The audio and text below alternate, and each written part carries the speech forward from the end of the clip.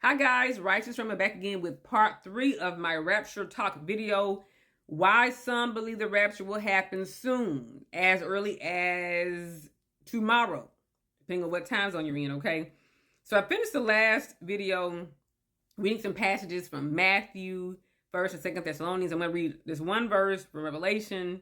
There's one little passage from Revelation. Revelation 3, verse 10 through 11. Because you have kept my word about patient endurance, I will keep you from the hour of trial that is coming on the whole world. And we hear hour is not a literal hour in the Bible. It's a lot of symbolism, you see, especially in Daniel, Revelation. It's not literally going to be a 60-minute window, okay? It's going to be, maybe a week or a year or a month. When you hear the word hour, it's really talking about a longer time period. I'm keeping you from the hour of trial that is coming on the whole world to try those who dwell on the earth. I'm coming soon. Hold fast what you have so that no one may seize your crown. Okay. So there's a lot of passages from Revelation, but I'm gonna talk to you all about, again, I ended the last video talking about pre, mid, and post tribulation rapture. So some believe that the rapture, the catching up in the air, the will happen before this. So imagine my face at the tribulation. Imagine my face at the tribulation, okay? Now, I don't know how, I know TikTok works differently. They say this is pre-tribulation. This is mid-tribulation. This is post-tribulation. So some people believe that Jesus will not allow his good church, his believers, to go through this horrible time of tribulation. That's what I just read. Because you have kept my word about your patient endurance, I will keep you from the hour of trial that is coming up on the world. Trial, tribulation, same thing, right? They're saying that he's going to rapture us up before the tribulation. We won't go through the tribulation. We see little signs coming up, but we're going to be whisked up in the air. And all the people who are the fake Christians and unbelievers will go through the tribulation. And then, of course, if you are, a Christian who lives a double life, whatever, of course, when you see every Christian that you know who's a true Christian is gone, you're going to repent immediately, okay? You're going to repent immediately. So there will be Christians on the earth during the tribulation, if that's what your belief is about the pre-tribulation. There will be Christians on the earth, but they're gonna repent because they saw that God was not playing about who goes in the rapture. Okay. Then hopefully those who are still on the earth who get serious about God, hopefully they can share the gospel with people who are unbelievers. That is what the belief is of pre-tribulation raptures. Then there's the mid-tribulation, which means there's gonna be the reason I say mid, okay, so there's going to be this 7-year, and I'm going to read about this later on. There's going to be a 7-year time of peace, okay? There's going to be a 7-year time of peace on earth concerning especially Israel. So all the elements of the end of the world, they are all kind of centered on Israel, okay? Jerusalem specifically, okay? And so here's the tribulation. My head's the tribulation. So this is a 7-year period. So from here to here, 7 years. The Bible teaches that halfway through the tribulation, so at 3.5 years, it's going to be peace. 3.5 years is going to be peace. It's going to be an illusion. It's going to be deception. The last 3.5 years is going to be pure chaos. It's going to be chaos all the time. But it's going to be pure chaos this last 3.5. And then after people have endured, then the church will be raptured post-tribulation. Okay, some people say God's going to take us out in the middle. I mean, it's going to be 3.5 years, some foolishness. We're going to be taken up in the middle, and then it's going to be the really worst 3.5 years for the people who are not believers, okay? So we got to look it up yourself, do your research. I want to talk to you all about why people believe that the rapture is coming soon. People believe the rapture is coming soon because of a lot of global events that are lining up. A lot of global events are lining up. I'm going to start with like I said, the setting is Jerusalem, Israel. That's where all the key elements happen in the Bible. And so we're saying this is where we don't look to America or to Australia or Mexico. When you look at end time events, you need to focus on Israel. Okay, so as you all know, a lot of turmoil and war going on in that area.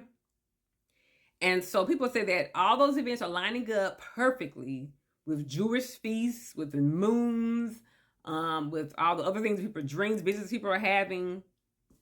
And so some things have to happen before this 7-year tribulation can happen. Some things have to be in place. And the things are just happening to line up. Everything's starting to line up, okay? Number one, there must be a rebuilding of the temples. The temple was destroyed in 70 AD. Remember, they were occupied by the Roman occupation back, back then. Jesus was crucified around 33 AD, they believe. So into 70 AD, there's a lot of foolishness, and then the temple was destroyed. So that means all the, the priestly sacrifices and all the things that was over because there was no place to do it. There was no temple to do it. So the temple must be rebuilt, okay? So the Israelites, the Jewish people must come back to Israel, to Jerusalem. That happened in 1948. That's when Israel was established a nation. That is a watershed moment. They were considered a nation in 1948. And they hadn't been a nation since 70 AD, okay? So that happened. So in 1948, they became a nation. People came back to make it a nation, okay? There must be the rebuilding of the temple, which is happening. That's the temple. They said large portions of the temple are already been built. It's got to put them together. They're saying that there must be priests. They said priest schools have been in operation for some time. They have trained, I think the type of priest is called Kohanim. That must be descendants of the Aaron tribe, the Kohanim. Those priesthood schools, they have trained priests now. They have to meet certain specifications. The articles for the temple have all these different articles, like bowls and things like that, censers and all those things. They said those are already made. They already made them. They're not little cheap plastic. They're like made of real, like gold and silver. They even have this huge menorah that costs $3 million.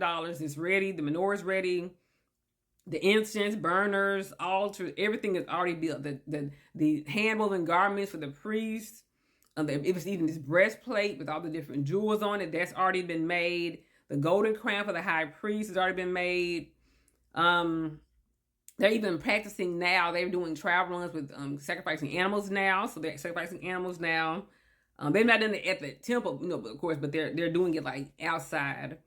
And now they just need permission at this point. At this point, they just need permission to do the sacrifices at the temple. So, and they already have 3D blueprints of the temple. Look up the Temple Institute. They have of course, like flat, drawings of the temple. But they have even 3D models. You can watch even videos, so you can show yourself going into the temple and seeing everything's gonna be. It's gonna be made to the specifications according to the Old Testament.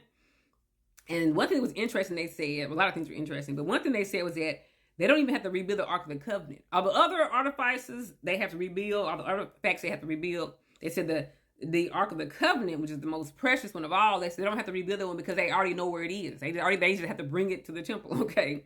So that's really cool. And I think another thing is really cool, the red heifers, okay? So there's red heifers. So before the temple can be rebuilt, there have to be red heifers. A red heifer has to be sacrificed.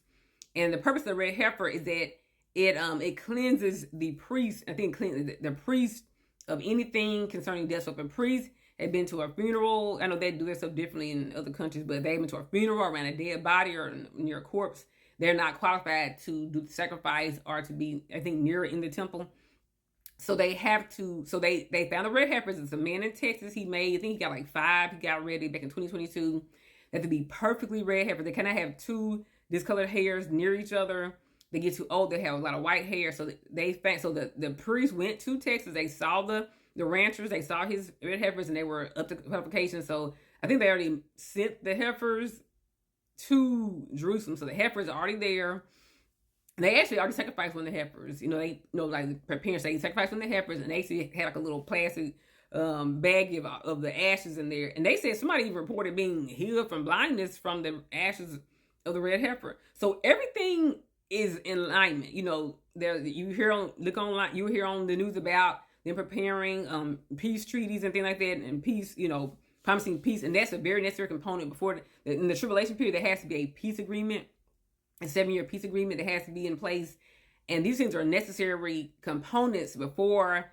If you're pre-tribulation, Christ can come back, or if you're mid or post-tribulation, before the temple can be rebuilt. So now they're not just getting ready for the rapture because of what Pastor Joshua Malekla said, or Sister, what's her name? Sister Helen Giwi. They're preparing because of all the things that are lining up in the Bible. I'll read some more of Matthew 24 in the next installment. Everything lining up, even like in the global events of the world, things are lining up perfectly for the temple to be rebuilt. And again, 3.5 years in, something really bad is going to happen. I'll talk about it in the next video, but they have to have a temple for it to happen. The very bad event 3.5 years into the tribulation has to happen before they can, before the world can really be over. So come back for part 4. Thanks for watching, guys. Bye.